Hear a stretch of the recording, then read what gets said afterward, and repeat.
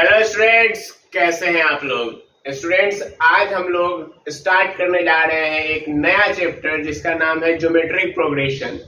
इससे पहले हम लोगों ने अर्थमेटिक प्रोग्रेशन पढ़ लिया है और उस चैप्टर को खत्म भी कर दिया है। ठीक है, तो आज हम लोग इस लेक्चर में क्या क्या जानेंगे। तो हम लोग इस लेक्चर में जानेंगे कि ज्योमेट्रिक प्रोग्रेशन क्या होता है और जो ज्योमेट्रिक प्रोग्रेशन का यूज है वो हम लोग कहाँ और कैसे करते हैं, यानी कि सवाल कैसे सॉल्व होते हैं ज्योमेट्रिक प्रोग्रेशन का, ये भी देखेंगे। कैसे देखेंगे, तो हमारा जो एक्सरसाइज है 18.1 उसकी मदद से। तो चलिए शुरू करते हैं आज के लेक्चर को बिना किसी देरी के।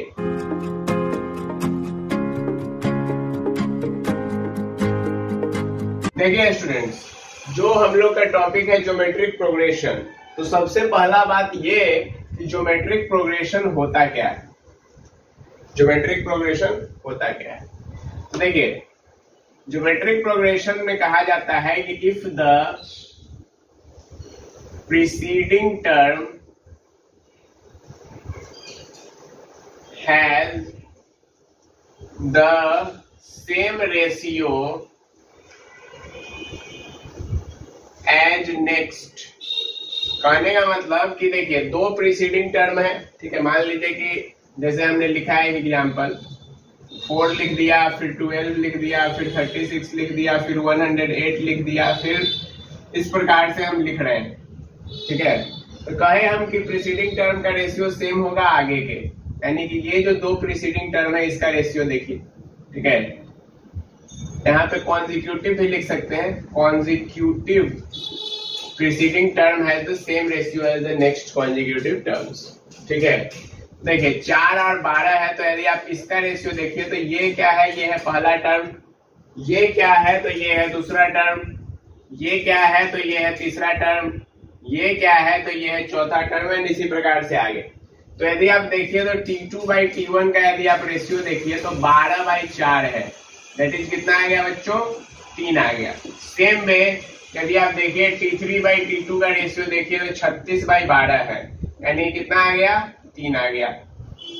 सेम में यदि आप देखिए T4/T3 का रेशियो तो ये कितना है, ये है 108/36 है, यानी कि ये भी।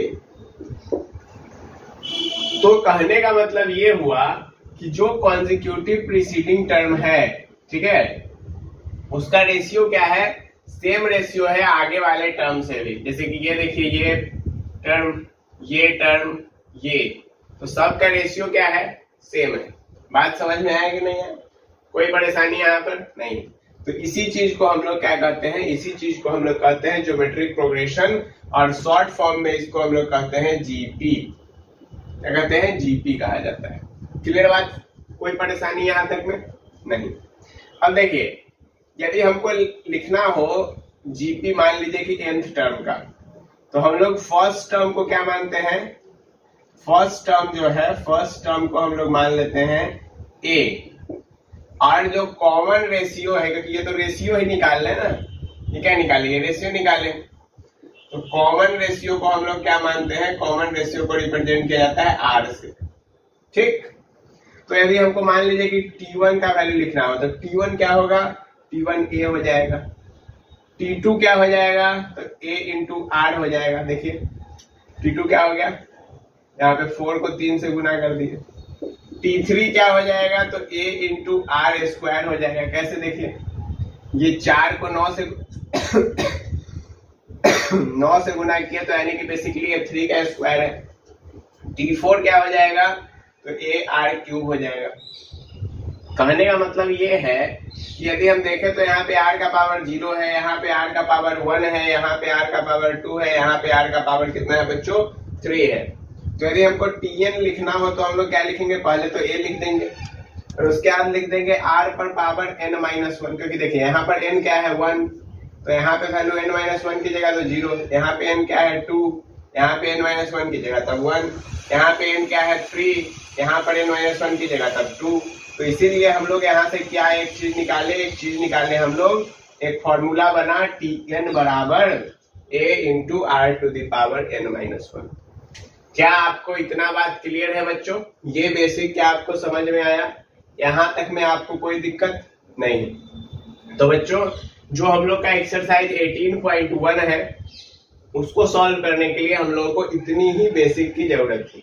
फिर जैसे जैसे हम लोग चैप्टर में आगे जाएंगे टॉपिक को हम आगे फिर इलेबोरेट करते जाएंगे। ठीक है, यहाँ तक में कोई परेशानी किसी को नहीं। देखिए स्टूडेंट्स, अब हम लोग एक्सरसाइज शुरू करने जा रहे हैं और एक्सरसाइज 18.1 का पहला क्वेश्चन क्या है? पहला क्वेश्चन है find the 10th term of GP. GP दे रखा है, 10th टर्म बताना है और ऑल्सो फाइंड करना है आपको nth टर्म। तो देखिए Tn का फॉर्मूला हमने क्या बताया, AR⁻n-1, यानी कि हमको सबसे पहला चीज चाहिए A। तो A का वैल्यू बताओ बच्चों कितना है, 5।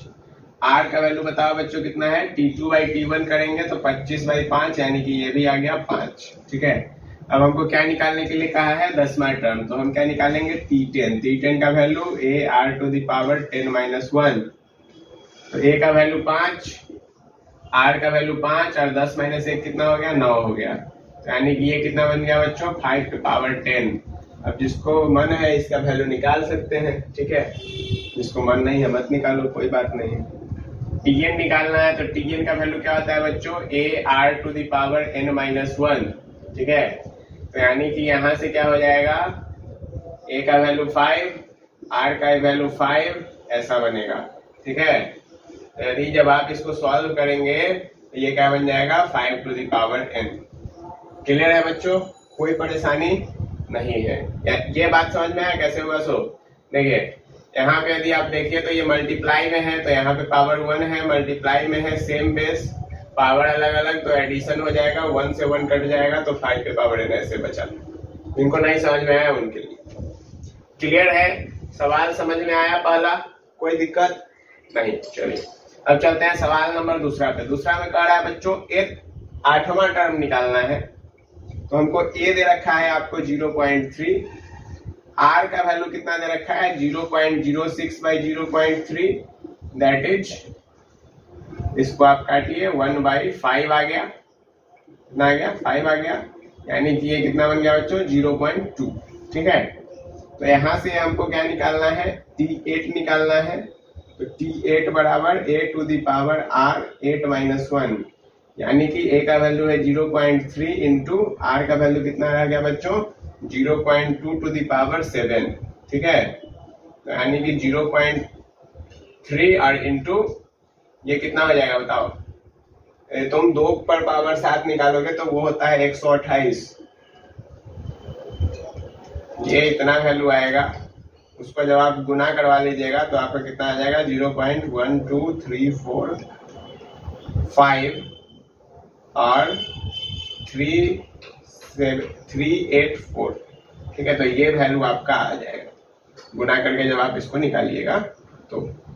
क्लियर है, कोई परेशानी यहाँ तक में नहीं है। वैसे आप ये वैल्यू एक बार चेक भी कर लीजिएगा। ठीक, अब चलते हैं सवाल नंबर 3। देखिए सवाल नंबर 3 कह रहा है find the 20th and nth term of GP, यानी कि आपको क्या करना है, 20वां टर्म बताना है और nth टर्म बताना है। जीपी दे रखा है। देखिए A का वैल्यू कितना दिया, A का वैल्यू है 5/2, D नहीं होता है इसमें तो R होता है। R का वैल्यू कितना, 5/4/5/2, तो ये हो गया 5/4 इंटू 2/5, 5 से 5 कैंसिल, तो कितना आ गया, 1/2 आ गया।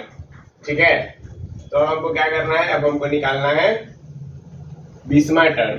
तो देखिए T20 कैसे निकलेगा, R का पावर 19, A का वैल्यू 5/2, R का वैल्यू 1/2 का पावर 19। ठीक है, तो अब फिर आप इसका भी वैल्यू निकाल सकते हैं वैसे गुना करके, कोई इसमें परेशानी नहीं है। इसको ऐसे भी लिख सकते हैं 5 इंटू 1/2 के पावर 20। ठीक है, ऐसा भी लिखा जा सकता है। क्लियर है बच्चों, कोई परेशानी यहाँ तक में नहीं। चलिए Tn निकालना है, तो Tn भी आप निकाल सकते हैं। Tn बराबर AR⁻n-1, तो 5/2 इंटू 1/2n-1, तो वहां से आप बना सकते हैं 5 इंटू 1/2n बन जाएगा। क्लियर, ऐसे। अब देखिए सवाल नंबर 4। सवाल नंबर 4 क्या कह रहा है कि आपको इसमें 12वां टर्म जीपी का फाइंड करना है, जिसका कि 8वां टर्म है 192 और कॉमन रेशियो दे रखा है 2। R का वैल्यू आपको 2 दिया, T8 का वैल्यू 192 दिया। देखो हम लोग को क्या निकालना पड़ेगा, हम लोग को निकालना पड़ेगा बच्चों हम लोग को क्या निकालना पड़ेगा, हम लोग को निकालना पड़ेगा बच्चों, हम लोग को ए का वैल्यू चाहिए। तो ए बराबर 192 सॉरी अच्छा हाँ 192 बाई आर का वैल्यू 2 था और 2 पे पावर 7 कितना होता है 128, ठीक है 192 बाई 128। ये आ गया किसका वैल्यू, ये आ गया आपको ए का वैल्यू। तो आपसे पूछ क्या रहा है बच्चों, आपसे पूछ रहा है T12 यानी कि ए पर पावर ऐसा A R to the power 11। A का वैल्यू कितना है 192 बाई 128 और आर का पावर जब आप 11 करिएगा तो 2 का पावर हो गया आपका 11। तो 2 का पावर 11 यानी कि 192 बाई ये कितना था, ये था आपको 2 का पावर 7, ऊपर कट जाएगा तो बचेगा 2 का पावर 4, ठीक है यानी कि 192 इंटू 16 कर लीजिएगा, यहाँ से आपका वैल्यू जो है T12 का निकल जाएगा। क्लियर है बच्चों, ये सवाल नहीं समझ में आया तो देखिए फिर से समझा देते हैं। आर का वैल्यू आपको दे रखा था, आपको ए का वैल्यू नहीं पता था, हमने ए का वैल्यू यहाँ से कुछ इस प्रकार से निकाला और उसके बाद यहाँ पे वैल्यू हमने जो है ए और आर दोनों का ही पुट कर दिया। क्लियर है बच्चों, कोई दिक्कत 4 तक में नहीं है। चलिए अब हम लोग चलते हैं क्वेश्चन नंबर 5 की ओर। देखिए स्टूडेंट्स, हमारा क्वेश्चन नंबर 8 क्या कर रहा है, which term of the geometric sequence is इतना, ठीक है यानी आपको सीक्वेंस दे रखा है जिसमें कि ए का वैल्यू दे रखा है 2√3, उसके बाद आपको आर का वैल्यू निकालना है तो 6/2√3 आपको बेसिकली करना होगा। तो कुछ नहीं कीजिए, रेशनलाइज करवा दीजिए, ठीक है ताकि आपको थोड़ा आसानी हो जाए। तो यहाँ पे जब आप सबको काट कुट के सॉल्व कीजिएगा तो आर का वैल्यू आ जाएगा √3 और आपको Tn का वैल्यू दे रखा है 1458 यानी कि आपसे n का वैल्यू पूछ रहा है तो a r to the power n बराबर 1458 हो गया। a का वैल्यू कितना है 2√3 है और r का वैल्यू है √3 टू दी पावर n बराबर 1458, ठीक है। अब आपको इससे इसको कैंसिल करना है तो बन जाएगा √3n बराबर, जब आप इसको इससे काटिएगा देखिए 1458 बाई 2√3, फिर यहाँ पे √3 से ऊपर और नीचे गुना करवाइएगा तो 1458 √3 बाई 6 हो जाएगा। इसको जब आप इससे काट दीजिएगा तो आ जाएगा आपका 243। तो यहाँ से बना √3 टू दी पावर n बराबर 243√3, ठीक है। तो यहाँ से यदि आप सॉल्व कीजिए तो √3 का पावर n बराबर ये जो वैल्यू है ये आ जाएगा आपका एक second r to the power n-1 होता है, सॉरी यहाँ पे एक चेंज कर लीजिए n-1 होते जाएगा हर की जगह, ठीक है हाँ वो वहां पे छूट गया। तो देखिए यहाँ पे ये बन गया आपका ऐसा, ठीक है √3 का पावर ये 11। तो यहाँ से √3 कैंसिल, √3 बराबर n-1 बराबर 11 हो गया। तो n का वैल्यू क्या हो गया बच्चों, n का वैल्यू 12 हो गया। क्लियर है, इस प्रकार से ऐसे सवाल सॉल्व होंगे। मैंने 2 सवाल लिए हैं, इसमें 6 सवाल था, मैंने 2 ही सवाल लिए हैं, एक पहला और एक तीसरा, ठीक है बाकी सब आप खुद ट्राई कर सकते हैं। मैं आपको इस वे बता रहा हूँ कि किस प्रकार से इन सवालों को आपको हैंडल करना है। क्लियर है, अब देखिए तीसरा में a का वैल्यू 2 है और r का वैल्यू जो है, r का वैल्यू है आपका 8/2 दैट इज 4 है और Tn का वैल्यू आपको दे रखा है 13, 10, 72। तो जब आप यहाँ से सॉल्व कीजिएगा तो a r to the power n-1 बराबर इतना है, तो 4 टू दी पावर n-1 बराबर 13, 10, 72/2 काटिएगा तो आएगा 65536। तो 4 टू दी पावर n-1 बराबर ये जो वैल्यू है ये 4 पे पावर 8 का होता है। तो यहाँ से आ गया n-1 बराबर 8, तो यहाँ से n का वैल्यू आ जाएगा 9। अब हमको कैसे पता चल गया वैल्यू, क्योंकि हमको जो है गुना करके ये चीज पता है, आपको भी ये चीज जो है उस प्रकार से पता होना चाहिए। क्लियर है बच्चों, अब आते हैं इस सवाल में छठा, वो दोनों समझ में आया। छठा पे चलिए, छठा भी सेम सवाल है, पूछ रहा है कितना टर्म होगा जीपी में, आपको दे रखा है। तो देखिए a का वैल्यू आपको दे रखा है 0.03, r का वैल्यू आपको दे रखा है 0.06 बाई 0.03 यानी कि इससे इसको काट दीजिए तो 2 दे रखा है, ठीक है। अब a पता है, r पता है, Tn का वैल्यू दे रखा है 3.84। तो यानी कि सॉल्व करेंगे तो देखिए 0.03 इंटू 2 का पावर n-1 बराबर 3.84। तो यहाँ से 2 का पावर n-1 बराबर 3.84 बाई 0.03 कर दीजिए, इससे इसको मार दीजिए, ये आ जाएगा 128। ठीक है, तो 2 का पावर n-1 बराबर ये कितना हो जाएगा, 2 का पावर हो जाएगा आपको 7। ठीक है, तो यहाँ से n-1 बराबर 7 हो गया, तो n का वैल्यू क्या आ गया बच्चों, n का वैल्यू आ गया 8। क्लियर है यहाँ तक में कैसे हमने सॉल्व किया इस सवाल को? कोई परेशानी इसमें नहीं है? कोई परेशानी यदि किसी भी बच्चा को हो रहा है, किसी भी प्रकार का परेशानी हो रहा है, तो कृपया कमेंट करके हमें बताएं, हम आपके परेशानी को सॉल्व करने का प्रयास जरूर करेंगे। ठीक है बच्चों, चलिए अब हम लोग चलते हैं क्वेश्चन नंबर 7 की ओर। देखिए स्टूडेंट्स, क्वेश्चन नंबर 7 कह रहा है a 5th term and 8th term of a GP be 48 एंड 348 respectively, find the GP if terms of GP are real. मतलब कि 5वां टर्म और 8वां टर्म आपको दे रखा है, तो आपको जीपी निकालना है यदि जीपी का टर्म जो है वह क्या है, रियल है। तो देखिए T5 का वैल्यू आपको दे रखा है 48 और T8 का वैल्यू आपको दे रखा है 384। तो T5 क्या हो गया, a into R to the power n-1 बराबर 48, यहाँ पे लिख देते हैं, यानी कि a into R to the power 5-1 बराबर 48, यानी कि a into R to the power 4 बराबर 48।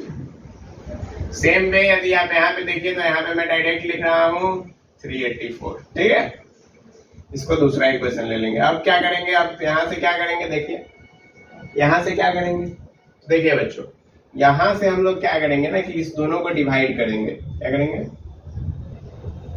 Second divide first. ठीक, तो देखिए यहाँ से यदि आप देखिए तो क्या बन जाएगा, a r to the power 7 by a r to the power 4 बराबर 384 बाई 48। a से a मरा जाएगा और ये क्या बन जाएगा, ये बन जाएगा r3। ये यहाँ पे क्या बनेगा, ये यहाँ पे क्या बनेगा, ये बन जाएगा 8।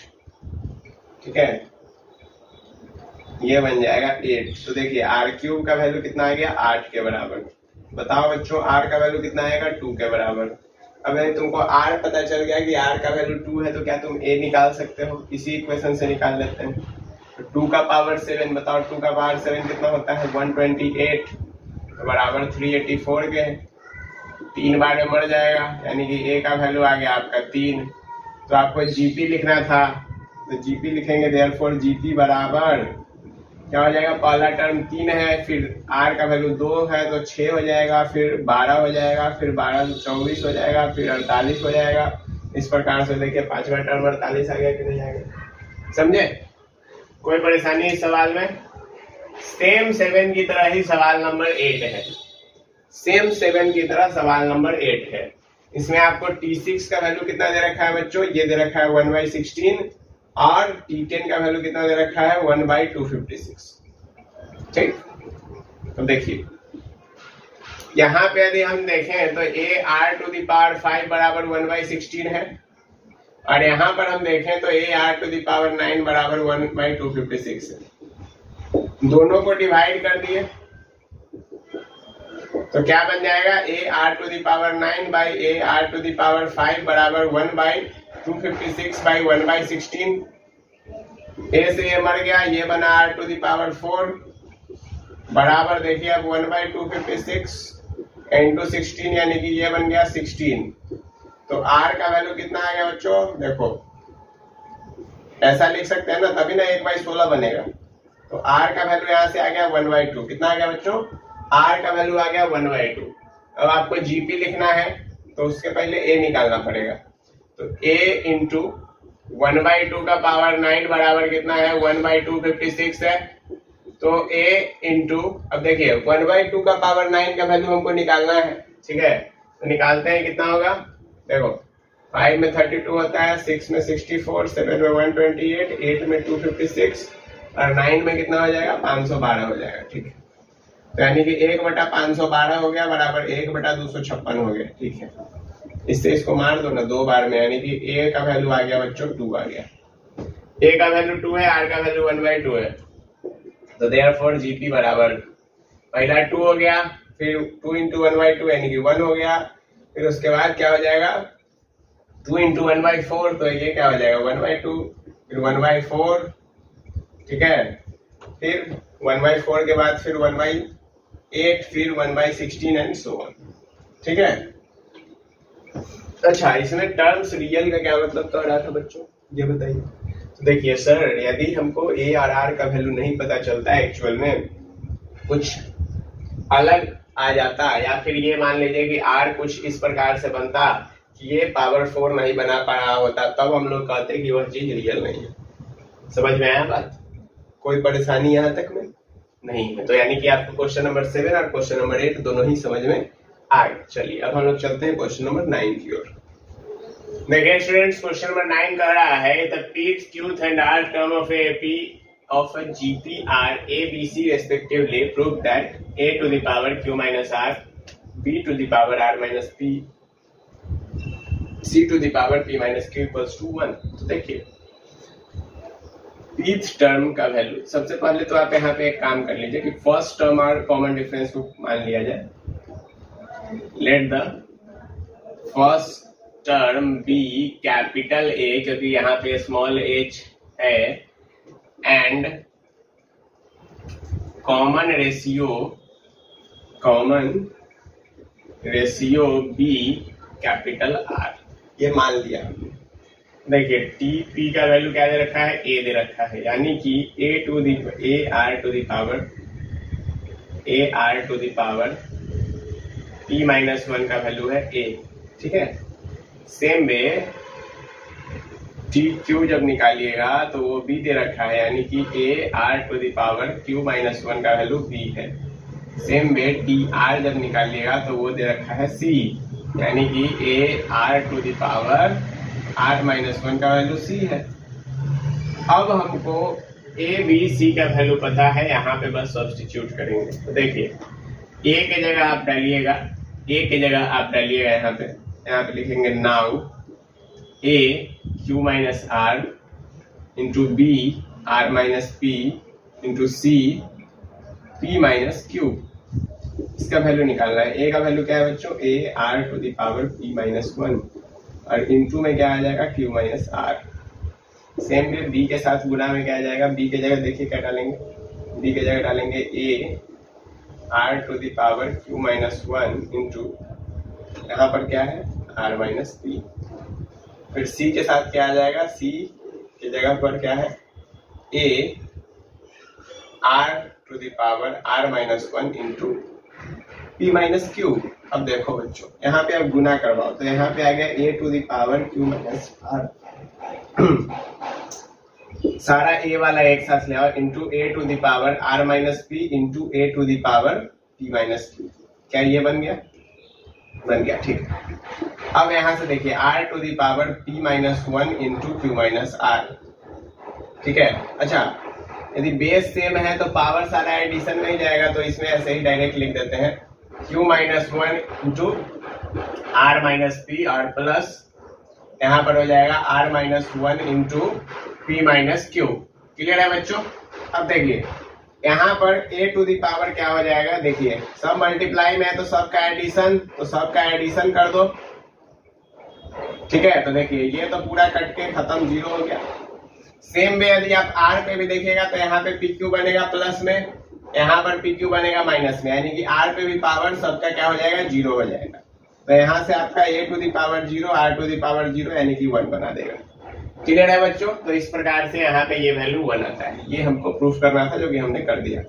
ये चीज कुछ बच्चों को नहीं समझ में आया तो ऐसे समझ ले, देखिए ये तुम्हारा पी क्यू बना माइनस पी आर बना प्लस क्यू बना माइनस आर बना, एक सेकेंड, माइनस क्यू बना प्लस आर बना, ठीक है। अब यहाँ पे देखो, यहाँ पे तुम्हारा प्लस में क्यू आर बना, माइनस में क्या बना आर पी बना, माइनस में क्या बना आर बना, प्लस में क्या बना पी बना। यहाँ पे प्लस में आर पी बना आर पी, माइनस में आर क्यू बना, माइनस में पी बना, प्लस में क्यू बना। देखो प्लस क्यू माइनस का क्यू, ठीक है, प्लस का आर माइनस का आर, प्लस का पी माइनस का P, R Q Q R, R P P R, एक सेकंड ये कट गया, हाँ आर क्यू इधर, ठीक है, यानी कि सारा का सारा टर्म जो है ये कट गया। बात समझ में आया कि नहीं आया? तो सब कट के क्या हो गया बच्चों? सब कट के हो गया आपको 0, ठीक है, सब कट के क्या हो गया बच्चों? आपका 0 हो गया। तो इस तरह से हमारा जो सवाल था वो कुछ इस प्रकार से सॉल्व हो गया। कोई परेशानी यहां तक में नहीं है। चलिए अब हम लोग चलते हैं नेक्स्ट क्वेश्चन पे, और हमारा जो नेक्स्ट क्वेश्चन है वो है क्वेश्चन नंबर 10।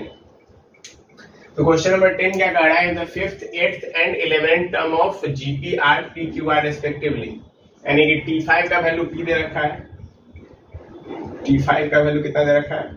P।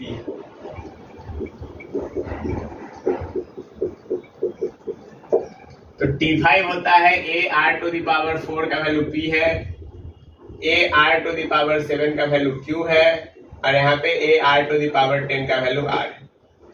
अब आपको क्या प्रूफ करना है? आपको प्रूफ करना है Q² बराबर PS। तो देखिए Q² बराबर Q² का वैल्यू यानी कि A² इंटू R⁴, और PS का वैल्यू देखिए क्या हो जाएगा? PS यानी कि AR4 इंटू AR10 गुना कर दीजिए तो A² R⁴। तो यहां से हम लोग क्या कर सकते हैं? Q² बराबर क्या हो गया बच्चों? PS के हो गया। समझ में आया ये? कोई परेशानी है? दोनों ही समझ में आ गए। मल्टीप्लाई कैसे करेंगे सो भी आपको समझ में आ गया होगा। कोई परेशानी हमको नहीं लग रहा है कि यहाँ पे हुआ है आपको, ठीक है। यहाँ पर एक सेकेंड, यहाँ पर जो है QP कर दीजिए, ठीक है। कोई परेशानी आपको हमको नहीं लग रहा है कि इसमें हुआ होगा, सारा कुछ क्लियर होगा। तो बच्चों आज के लेक्चर में हम लोग इतना ही करेंगे, फिर हम लोग मिलेंगे नेक्स्ट लेक्चर में जिसमें कि हम लोग इस एक्सरसाइज के आगे के क्वेश्चंस को सॉल्व कर रहे होंगे। तो मिलते हैं नेक्स्ट लेक्चर में, तब तक के लिए चैनल को कर दीजिए सब्सक्राइब और वीडियो कर दीजिए लाइक।